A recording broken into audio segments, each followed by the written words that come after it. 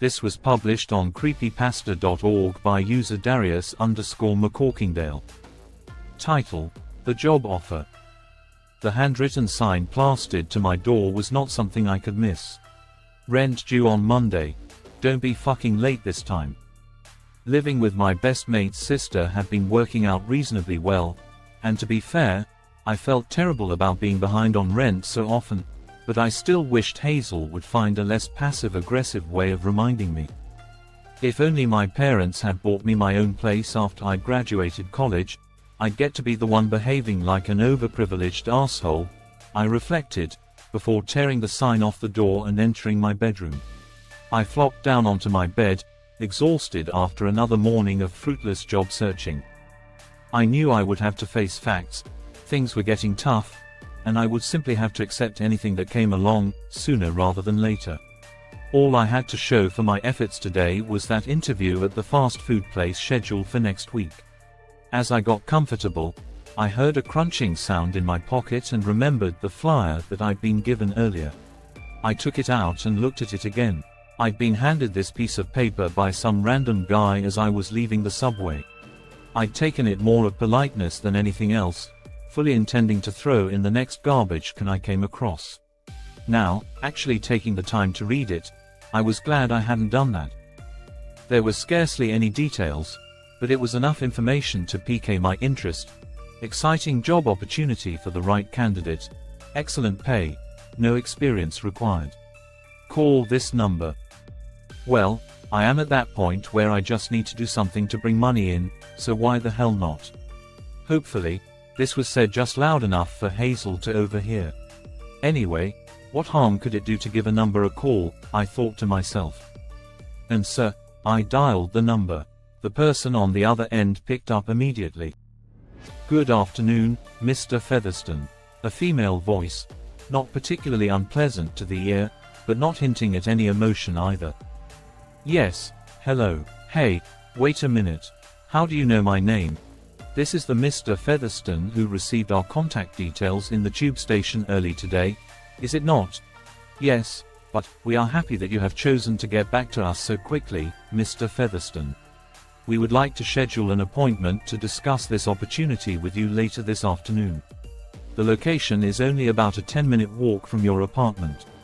Will 14:30 this afternoon be good for you? How does she know where I live? I mused. This was all extremely weird, but those two words, excellent pay, were enough to motivate me.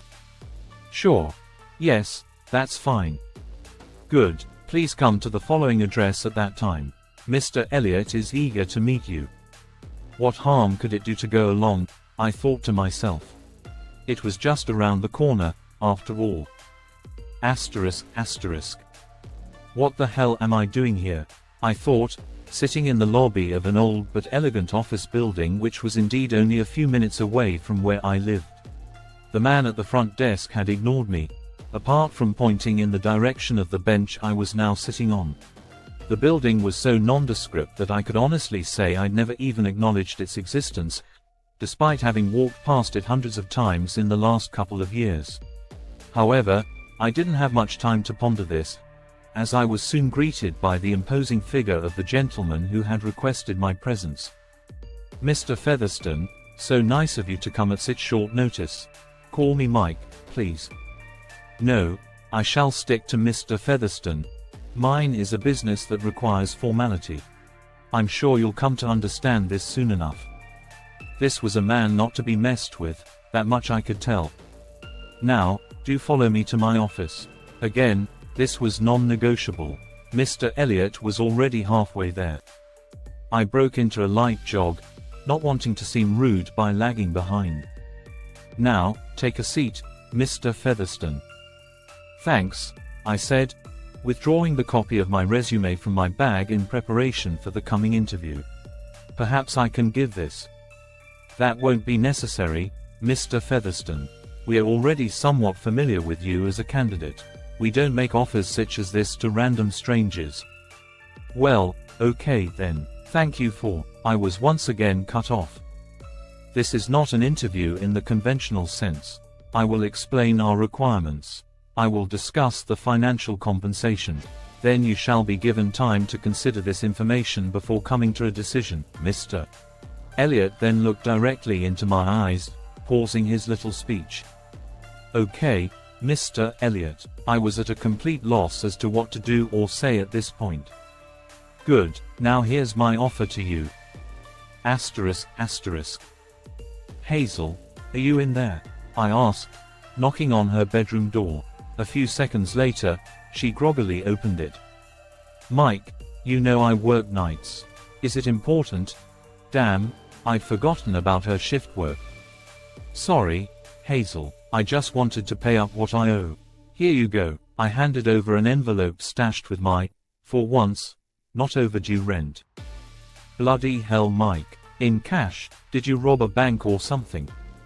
I couldn't help but smile. Not quite. Look, something's come up, and they paid me in advance for my first gig, so there you go. I don't think I want to ask any more questions, do I? Maybe not. I couldn't help but feel a little sheepish. Handing over a sizable wad of cash must have looked a little odd, I had to admit. Don't worry though, it is legit. Hazel gave a slight smile in response, the first time she'd done that to me in a long while. Thanks, Mike. Oh, and sorry about the note earlier. You know how I can get sometimes. Think nothing of it. She widened her smile, then closed her door. Things were looking up already. All I had to do now was wait for the call. 2 days, Elliot had said. Friday evening just before midnight, at the address given. It all sounded simple enough. I would be working as a personal assistant to an exceptional client of Mr. Elliot's and would be there for a short period to help him out in whatever way was necessary. This would be a one-off occasion, after which I would not see that particular client again, unless requested to do so. As a gesture of goodwill, I had been paid in advance for this first assignment. He hadn't been kidding when he said the pay was good. If this went well, I was at the very least out of financial trouble for a while. Of course, the goodwill gesture did come with a caveat. Even if I decided to quit after the first assignment, I'd have to go through with this one job, whatever it entailed. Now, time to wait and see what adventures Friday night would bring. Asterisk, asterisk, where was this place? It wasn't that the address had been hard to find. It was just that I couldn't imagine anyone wanting to be here, let alone some exclusive client of Mr. Elliot. This was smack in the middle of the city's most dilapidated industrial estate. I'd gotten an Uber to as close as possible, but even the driver wouldn't bring me all the way to the door. I'd had to walk the last half mile or so and was in real danger of being late. What was going on here? I approached the door, feeling more than mild trepidation. Before I had the chance to knock, the door was opened, and the giant of a man stepped out to greet me. Hi, once again, I didn't get the chance to finish my sentence.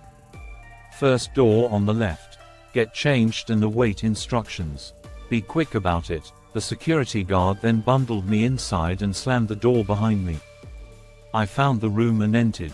Whatever I might have expected to see, it certainly wasn't this. A full hazmat suit. This thing was the real deal, too. I was starting to get more of an idea as to why I'd been paid so handsomely. No job requiring me to wear this would be easy, or pleasant. I'd make sure you put that on properly, Mr. Featherston.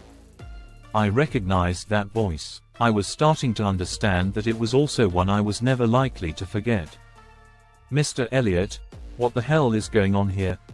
As I stated, a significant client of mine has need of your assistance. He can be found on the 3rd floor. Your assignment is merely to perform what I like to refer to as post-task completion. What? If his intention was to confuse me, it was certainly working. Think of it this way. If someone were cooking a meal, the meal itself would be the fulfillment of the task.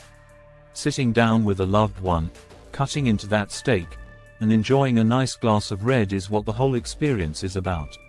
Of course, no one wants to think about washing the dishes afterward. Nonetheless, the dishes need to be cleaned. That is what I mean by post-task completion. So, I'm here to clean up afterward. Yes, Mr. Featherston, indeed you are. The creepiest smile I had ever seen slowly emerged in Elliot's expression. "Now, as this is your first assignment, I'll be accompanying you to make sure all goes smoothly." I had a feeling I wasn't going to be washing dirty dishes. I followed Elliot to the elevator. He pressed 3, and we began our ascension. Mr. Elliot exited and made his way to a door some way down to the right. As previously, I found himself having to half-jog to catch up. He stopped at the door, turning to me with a look as cold as death on his face. "Time to honor our agreement, Michael." There was something about Mr. Elliot's use of my first name that utterly terrified me. He then proceeded to open the door. Asterisk, asterisk, asterisk, "Hi Mike. How was your first day?" Hazel had an overly comfortable habit of walking around the apartment scantily dressed to the extent that I had to more often than not mentally remind myself that this was my best mate's sister. Not tonight, though. My mind was elsewhere. Rough first shift. Don't really want to talk about it." "Oh, sorry to hear that. Hope it gets easier from now on." "Thanks. Actually, I think I might go to that interview on Monday. Might be good to weigh up my options." "Whatever works for you, Mike." She gave me a quick peck on the cheek. "Just remember that rent's due again next month, yeah?" I was scarcely listening, though. Describing it as a rough first shift didn't do what I had seen and done any kind of justice at all. I didn't know what I had been expecting to see when Elliot opened that door, but it turned out to be a scene that was now burned into my psyche forever. "This will be a pretty tough cleanup, so take as much time as you need. Just make sure you do the job properly." And at that, Elliot had turned and left. The room was poorly lit, so it was hard to make out what that coppery brown mess was that coated the walls. I'd followed Elliot's advice and put the suit on properly, meaning I was also using its breathing apparatus. Had I not done so, I would have by now recognized the stench of fresh blood. My eyes met a figure, dressed in what appeared to be full butcher's garb, slowly but precisely removing what were clearly the last few remaining chunks of flesh from the corpse in front of him. Its arms and legs were strewn across the floor. The head had been removed and tossed aside. The butcher turned to face me. "I guess my accountant here has ripped me off for the last time," he said with a sadistic chuckle. "Only fair I got to rip him apart, don't you think?" "Indeed, it is, my good friend." I twisted round to see that Mr. Elliot had reappeared at the doorway.